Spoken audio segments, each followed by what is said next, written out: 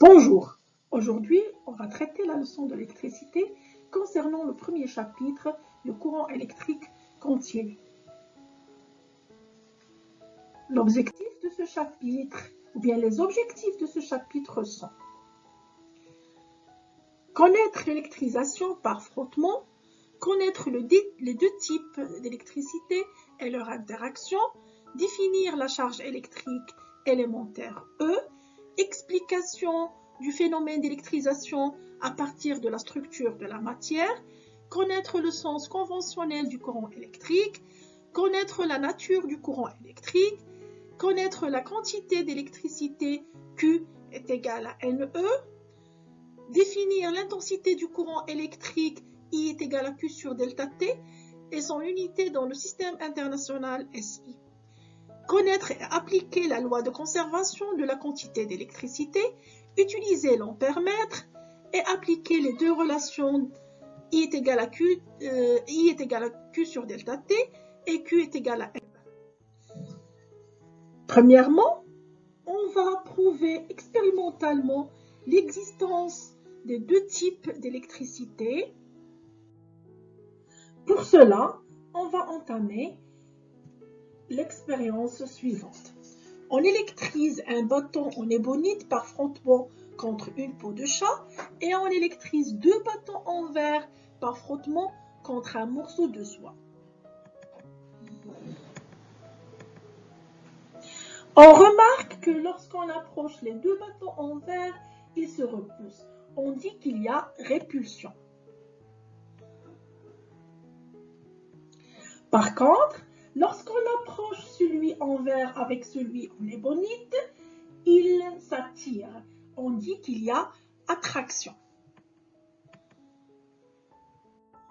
D'après cette expérience, on déduit qu'il existe deux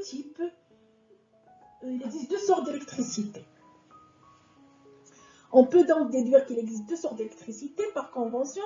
L'électricité qui apparaît sur le bâton de verre est notée positivement et celle qui apparaît sur le bâton d'ébonite est notée négative. Et les deux corps chargés d'électricité de même signe se repoussent et on remarque aussi que les deux corps chargés d'électricité de signe contraire s'attirent. D'après ce qu'on a vu concernant les charges électriques sur les deux bâtons, on peut définir la nature du courant électrique dans les conducteurs métalliques et les solutions conductrices, c'est-à-dire les solutions ioniques ou les électrolytes.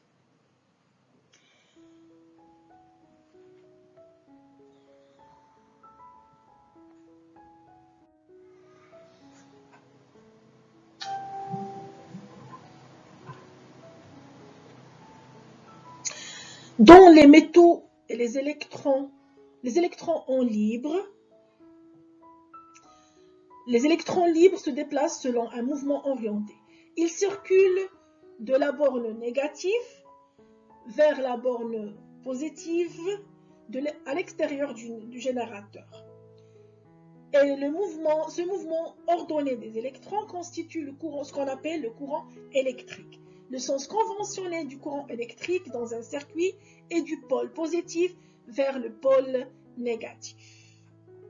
Ça, c'est le circuit, c'est le courant électrique du pôle positif vers le pôle négatif, et le sens des mouvements des électrons, c'est de vers le pôle négatif vers le pôle positif.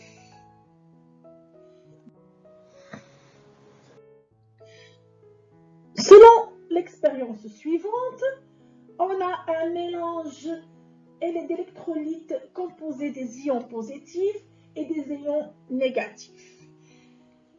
Les ions positifs sont le Cu2+, et les ions négatifs sont le MnO4-.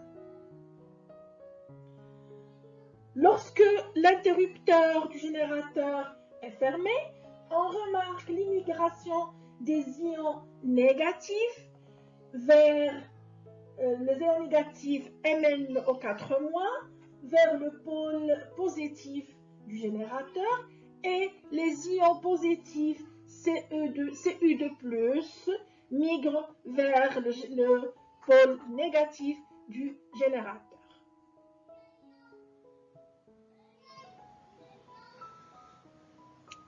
Donc, dans un électrolyte, il n'y a pas d'électrons libres, mais des ions. La circulation du courant électrique est expliquée par un double déplacement des ions.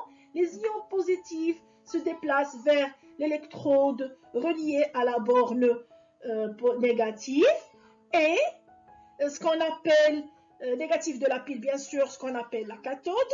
Et les ions négatifs se déplacent vers l'électrode reliée à la borne positive, ce qu'on appelle l'anode.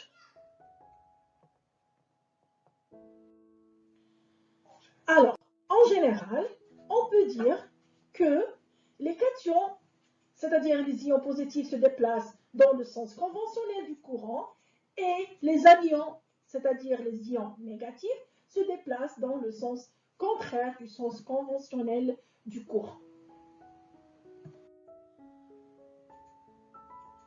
Alors, quantitativement, on définit l'intensité du courant électrique par la quantité d'électricité Q qui transporte ce courant électrique par la relation suivante.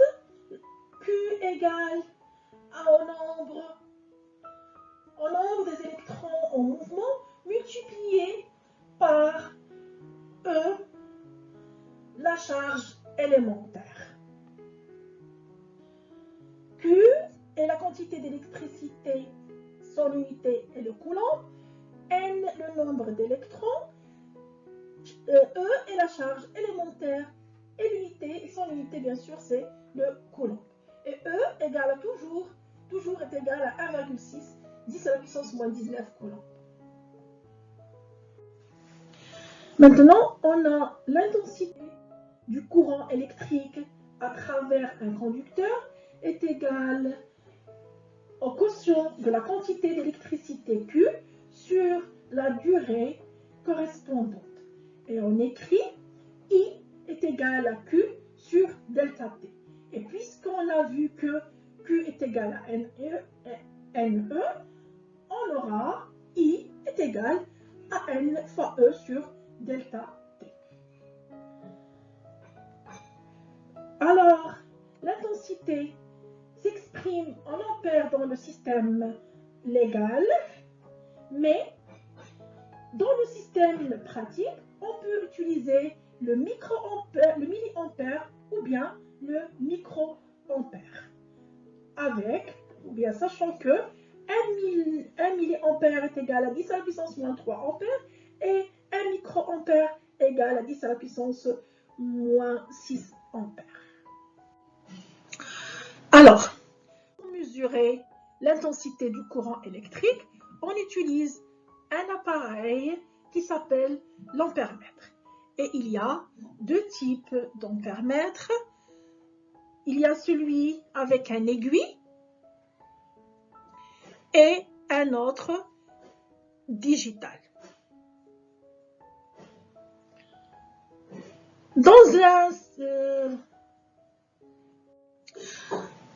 Dans un circuit, on symbolise l'ampèremètre par ce symbole-là.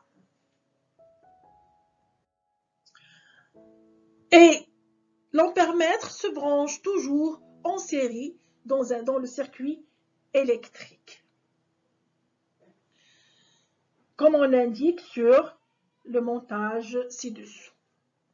Le courant doit être entré dans l'ampèremètre par la borne marquée A ou bien MA, c'est-à-dire milliampères, ou bien on peut trouver plus.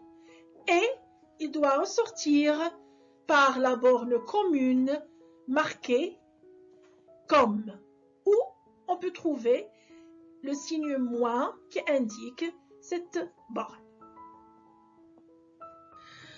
Alors, pour mesurer avec un ampèremètre à aiguille, On commence par utiliser le calibre le plus grand existant sur l'ampèremètre et on choisit le calibre sur lequel l'aiguille s'arrête le plus loin possible vers la droite du cadran. Ça, c'est le cadran, ça, c'est l'aiguille et ici, c'est le calibre. Et on a l'intensité du courant mesurée par un ampèremètre à l'aiguille est donnée par la relation I égale au calibre en ampèremètre. Voilà le calibre. Choisi ici par exemple, on a dans ce cas 0,01 ampèremètre fois le nombre de divisions indiquées par l'aiguille. Dans ce cas, on a l'aiguille est sur le nombre 60 sur N0 qui est le nombre de divisions du cadran. Ici, on a 100, c'est-à-dire I égale à C, le calibre, fois le nombre de divisions indiquées par l'aiguille sur le nombre de divisions de cadran. Ici, on aura bien sûr le calibre 0,01 fois 60 sur 100. Alors, comme on sait, comme vous savez tous, dans n'importe quelle mesure, il y a une marge d'erreur, ce qu'on appelle l'incertitude. Et on distingue deux types d'incertitude. Le premier type s'appelle l'incertitude absolue, qui est donnée par cette formule. Le delta I égale C, c'est-à-dire le calibre, fois X, la classe, ce qu'on appelle la classe de l'appareil, qui est donnée par le constructeur et qui est égale à peu près presque 1,5. Et l'incertitude relative, le deuxième type, c'est l'incertitude relative qui est donnée par cette expression. Bien sûr, l'incertitude relative, on peut la donner par pourcentage et donner comme suite delta I sur I fois 100. Alors maintenant, on va appliquer tout ce qu'on a vu dans cette petite application. On a dans l'application, lorsqu'on mesure un courant électrique I dans un circuit électrique, l'aiguille de l'ampèremètre se trouve à la division 70 dans un cadran de 100 divisions, sachant qu'on a utilisé le calibre C est égal à 100 mA et un ampèremètre de classe 1,5. Et on a dit que cette classe est donnée toujours par le constructeur. Premièrement, on veut calculer l'intensité du courant électrique I et deuxièmement, on va calculer l'incertitude relative en pourcentage de cet appareil. Alors, pour l'intensité du courant électrique I, sera calculée bien sûr par la relation qu'on a vue en avant. On a dit que I est égal à C fois N sur N0. C, c'est le calibre, le N, c'est le nombre de divisions et le N0 c'est la division dans le cadran. Donc on a I égale, avec une application numérique, on trouve que I est égal à 10 à la puissance à 70 milliampères, c'est-à-dire 70 fois 10 à la puissance moins 3 ampères. Ça c'est pour l'intensité du courant électrique. Pour l'incertitude relative qu'on va exprimer en pourcentage bien sûr, on sait que delta I sur I égale à C fois X sur 100 fois I et qu'on va multiplier avec une application numérique, on va trouver à la fin que on a une incertitude qui est égale à 2,1%. Alors, maintenant, on va entamer les propriétés du courant électrique. Alors, il y a, que ce soit un circuit en série ou un circuit en parallèle, pour le circuit en série, on dit la loi d'unicité du courant. Et cette loi dit que l'intensité du courant est la même en tout point d'un circuit série. Et pour le circuit parallèle ou bien un circuit dérivation ou circuit ramifié, il y a ce qu'on appelle la loi des nœuds. Qu'est-ce que c'est un nœud? Un nœud est un point de connexion d'au moins 3 dipôles ou bien 3 fils électriques.